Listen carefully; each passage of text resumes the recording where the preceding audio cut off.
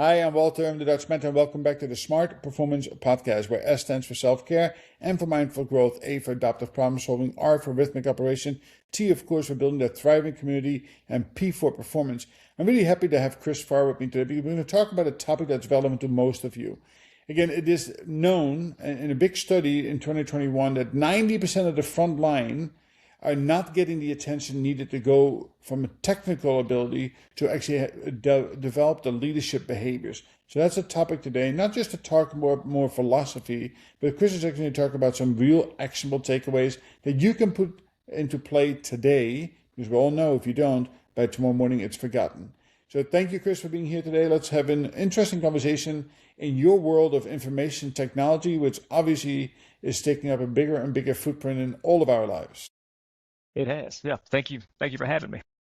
Tell me a little bit about yourself.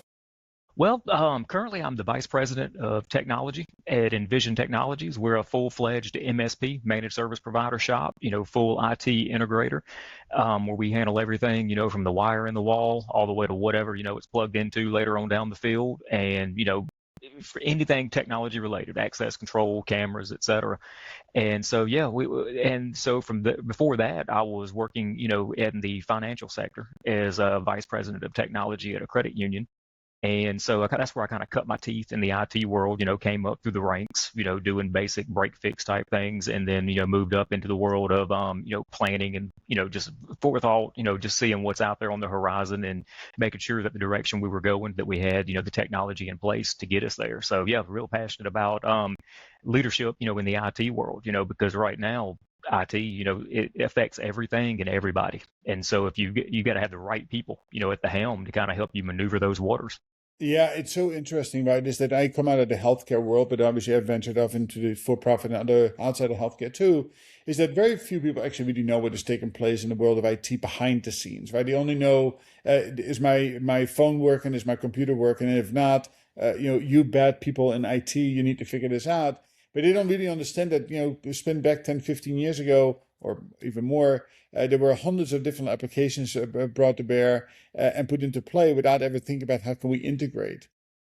So it is a very, very technical role. But obviously, anytime you have 5, 6, 7 people, there needs to be a supervisor. There needs to be a span of control. There needs to be an architecture. And in organizations, IT obviously is taking a more prominent role, and that is now representative all the way into the C-suite. With that said, that requires leadership, right? That cannot be just done by technicians who work by chance, but they also need to be led, motivated, inspired, and need to have a vision. And often we fall short there. So tell me a little bit about some experience that you've had yourself or seen where that gap exists, and what was the consequence, the impact of that gap? Well, in the IT world, a lot of it goes to, especially in the beginning, is when everything was kind of your break fix world. Your computer is not as fast as it should be. Your printer's not working. Things such as that. And now it's moved into the realm of helping to move the business forward with the technology that you've got in place. And so a lot of IT shops and IT professionals, miss that boat as far as, they're great at fixing the problem, and troubleshooting and putting that Band-Aid on whatever's broken, so to speak. But really, right now, where things are being missed is being able to translate that to, decision makers and business owners to let them know that, you've got to put XYZ in place in order to make this happen, whether that's to secure you in a way so you don't have a bad cyber event, or whether it's, having the things in place to be able to scale the business in the direction that you want to go. And you really have to take that IT jargon and that IT speak and kind of water it down and put it into normal language, that can be understood by the masses, by the people that are, making those decisions.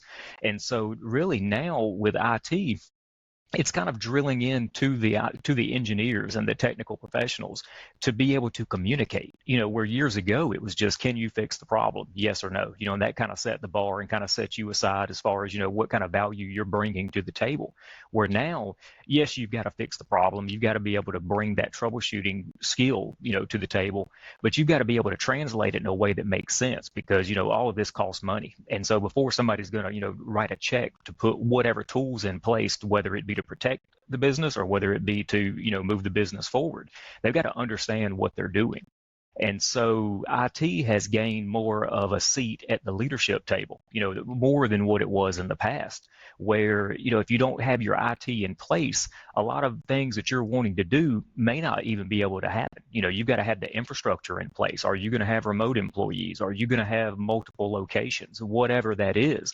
And so instilling that into the next generation and the ones that are coming up through the ranks now with IT is so important, because if the business owners don't get the guidance that they need out of the gate, they're really not set up for success.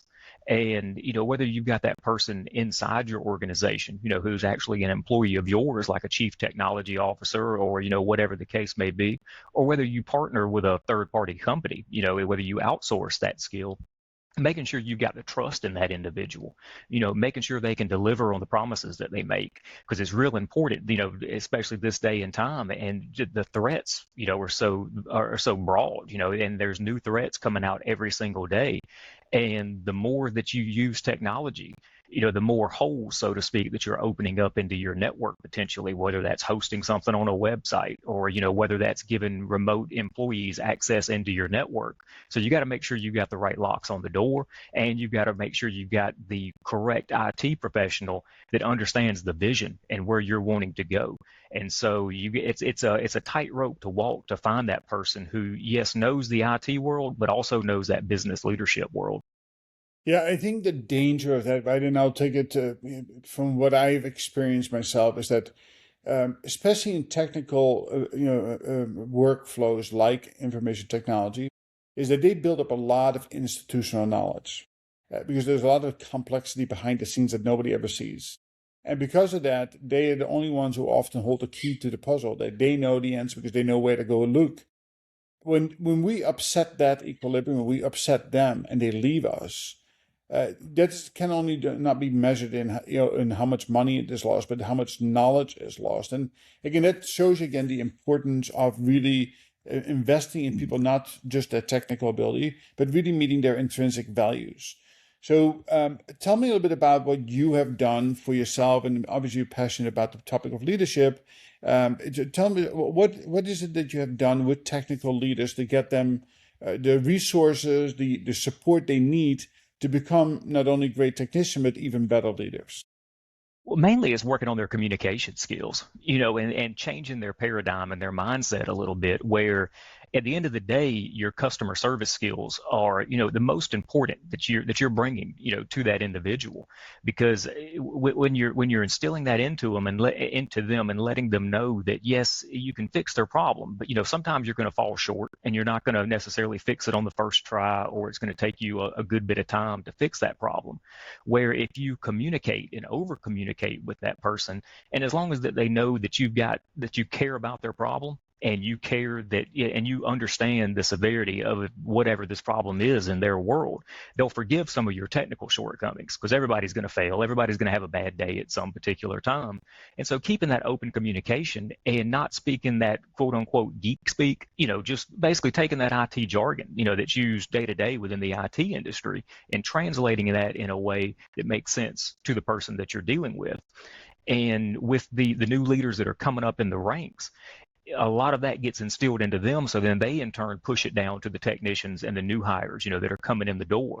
Because that, one of the first things you need to do with an IT professional is teach them those customer service skills, because when you're meeting with that person, whether you're an IT professional working for that company or whether you're an outsourced employee working for that company, they're usually seeing you on a bad day. I mean, you're seeing them on a bad day. They're having a problem that they need fixed. And so just coming with that compassion, and just making sure, like I said, that they know that you care, and pushing that down, and then really rallying the troops that you've got under you. That's just the biggest thing, because if you push that into the culture, of your business, whether you're an outsourced IT firm or whether you're, an internal IT shop for a particular company, making sure that culture is driven through all the employees. And as long as that over communication culture and just making sure that, hey, we're all in this together. We're pushing this thing forward. And as long as all that's embraced by everybody, it just makes everything a lot more seamless. And it also then in turn kind of makes IT not viewed as just a cost center, like it was for so many years, where it's just kind of the necessary evil that you've got to have just because you've got a computer under a desk. We're making it, turning the tables on that a little bit and letting everyone on the other side that's not actually in the IT world, understand that, hey, without IT, we really can't move this thing forward. So it kind of just brings everybody to that common goal and make sure that we're all on the same page. Yeah, it is an interesting.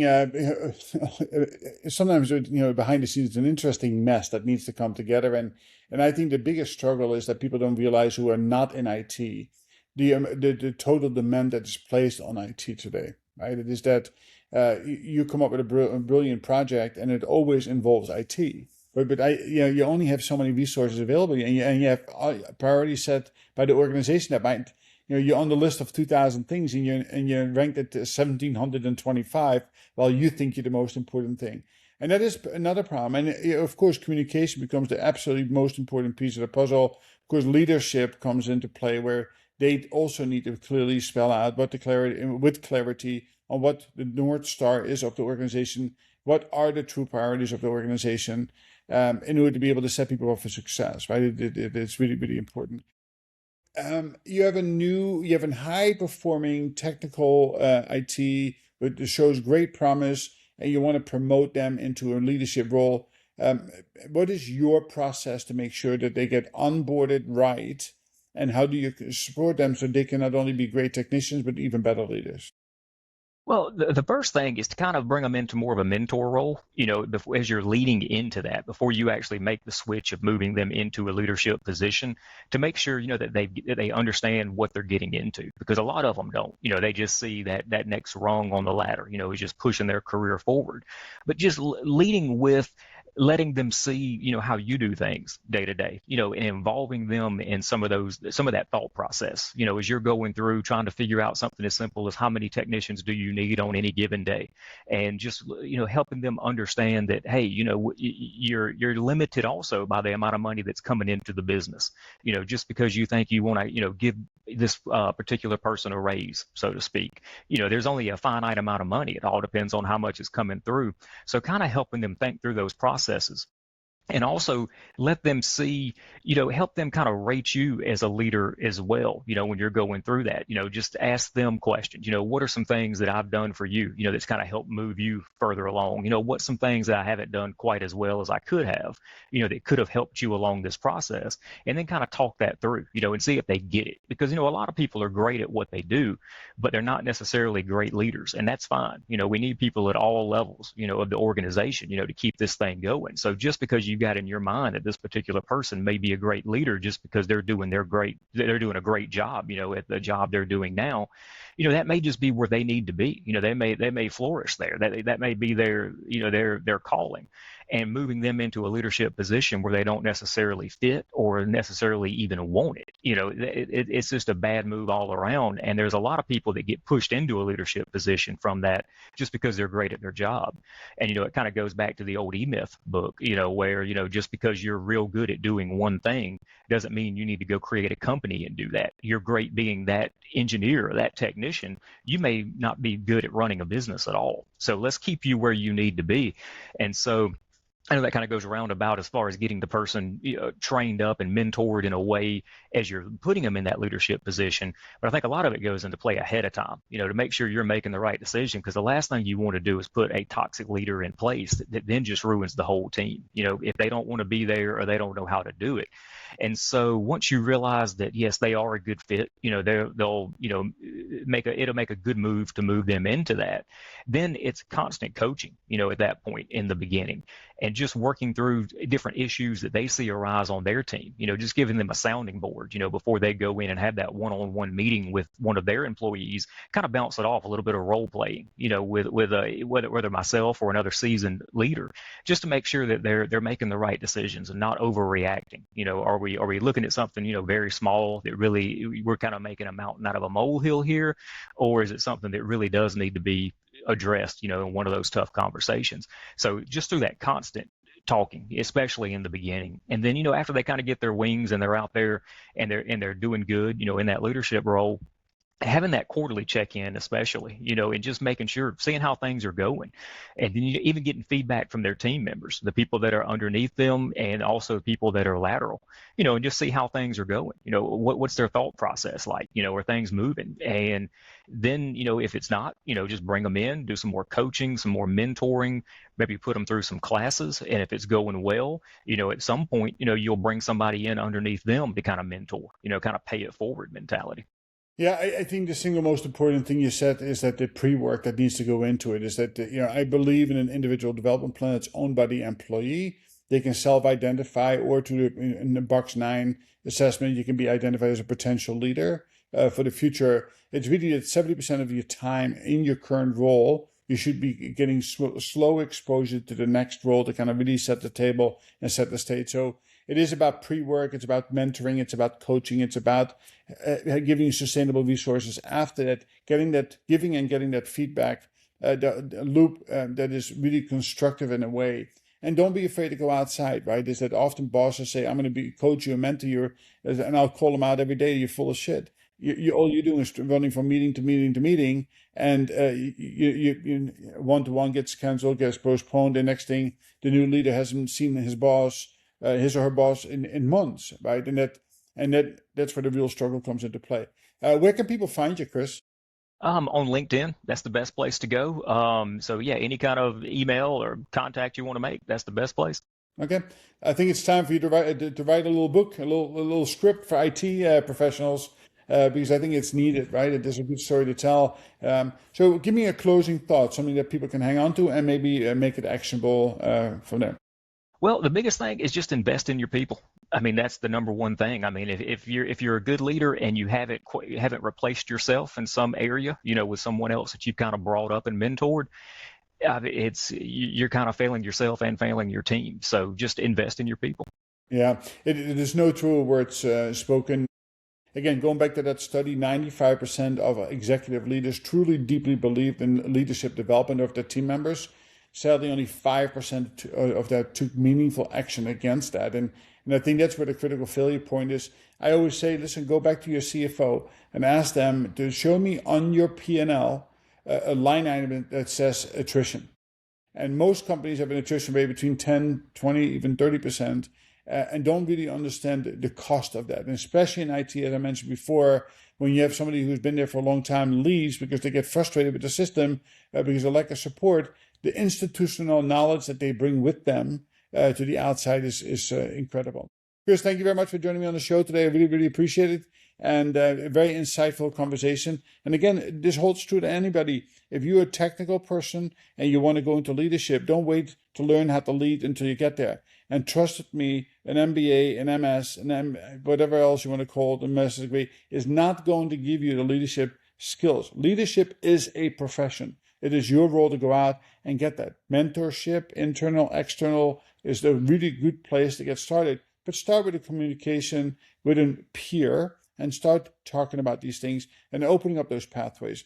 Again, it is through action that you get outcomes. If you don't take a meaningful action, you'll have forgotten about this conversation by tomorrow morning.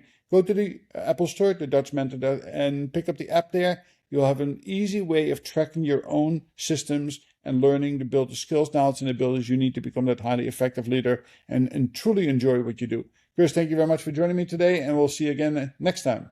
Thank you.